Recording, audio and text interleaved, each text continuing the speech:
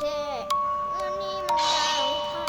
กูบ่อาบน้ำอีกแล้วบอกว่ามื้อนี้มันหนาวค่ะเห็นยังยืดเฉยๆเนี่ยโคตรพ่อโคตรแม่มื้อนี้มันหนาวค่ะมื้อนี้มันเป็นแต่หนาวกูว่าอ้ำนางอีเลวมันหนาวค่ะเด็กเขา อัด เป็น เลยคลิปอะ อะไร โอเคอัดด้วยนะ อัดมีได้เบิ่งเพราะมึงเบาได้ แต่ เฝ้า ว่ากูเว้าแต่ว่าเว้าบ่ได้แต่ว่าบ่ได้ยินเสียงเว้าฝากกดติดตามผมด้วยผมชื่อกันนะครับ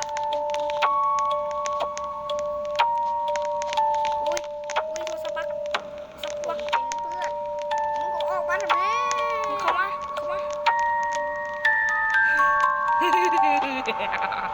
เฮ้ย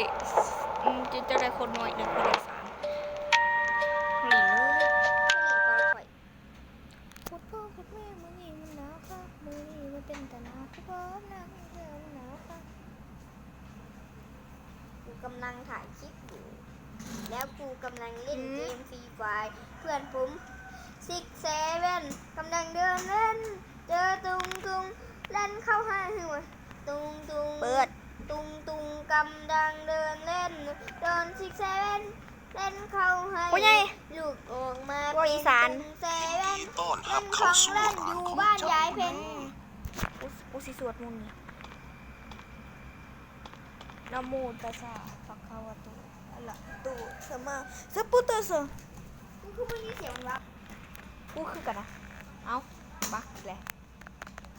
อุ้ยฮ่าบีบิกินนะ ขอให้สิ่งศักดิ์สิทธิ์คุ้มครอง ไม่ฟังค่ะกูไม่ฟังค่ะพูดตูกูสูงเลยตูกูสูงโตมึงเตี้ยเนี่ยโตมึงเตี้ยโตมึงโคตรเตี้ยเนี่ย ปิ้งไก่ ตำมะขุงเองซอยมะขุงถ่ายคลิปอยู่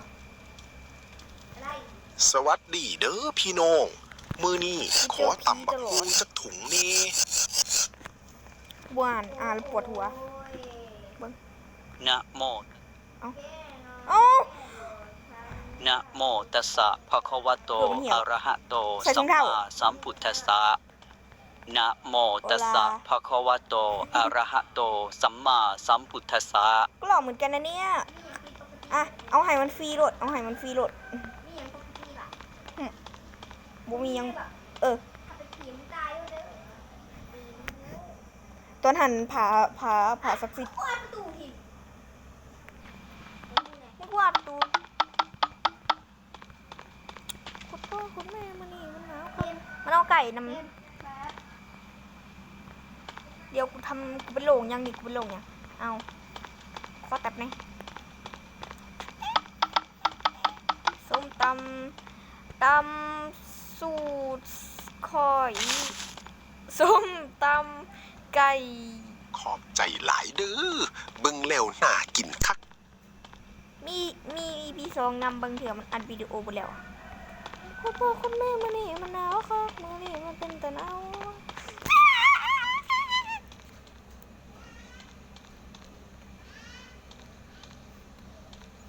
โอ้ได้เงินคนน้อยอ่ะ อุ๊ย มาพอดีเลย ขอต่ำแซ่บๆจากถุงจ้ะ นะโมตัสสะภะคะวะโตอะระหะโตสัมมาสัมพุทธัสสะนะ ไอ้มัน หูแหละตอนหันนั่งมือวานนั่งทางหลังรถตกใจบัดมึงขายให้มัน เอ้ามันโบขายบัตรอันนั้นมันโบขายบัตรหนีมันขายบัตรผีจำสเกต กูก็งงมันร้อนมึงอย่าเบาถ่ายคลิปผู้ส้มสิด่าอหยังนี่อ่านแล้วปวดหัวเจ็บหัวแห้งเจ็บหัวนี่6-7มาเดินเล่น เจอตุงมองเลยตุงกำลังเดินเล่นโดน6-7เล่นเข้าให้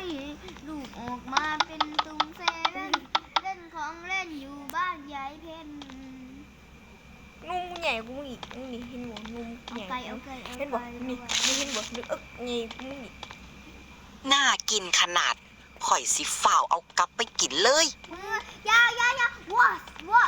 า ขอไปเว้นน้ำตีเพิ่นบ่ให้เว้นซอยอันนี้คนมืดเลย จะพัน ได้300คือคนหลายคนเดียว เดี๋ยว ฮะหวยตีได้200 3มันปิ้งไก่นั่น อ๋อ